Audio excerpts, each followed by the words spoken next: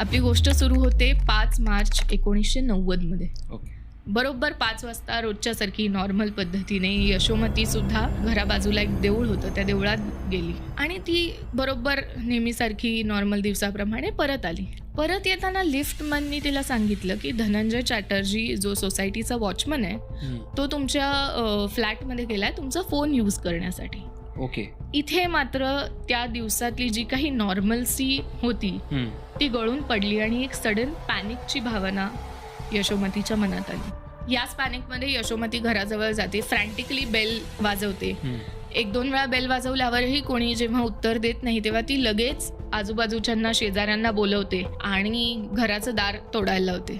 बरं. दार तोडून ती जेव्हा आत जाते तेव्हा तिला तसं काही म्हणजे विचित्र दिसत नाही लिव्हिंग रूममध्ये, पण बेडरूममध्ये मात्र तिला दिसतो आपल्या मुलीचा हेतलचा मृतदेह. बापरे. जमिनीवर रक्ताच्या थारोळ्यात पडलेला तो मृतदेह, तिने घातलेले स्कर्ट आणि ब्लाऊज जे आहेत ते वर खेचलेले आहेत, तिचे सगळी गुप्तांग उघडी पडलेली आहेत आणि अशा भयान अवस्थेत तिला तो मृतदेह दिसतो. त्या पूर्ण खोलीत वेगवेगळ्या ठिकाणी रक्ताचे ठसे आहेत. त्या खोलीमध्ये एक झोपाळा आहे, त्या झोपाळ्यावर रक्त आहे.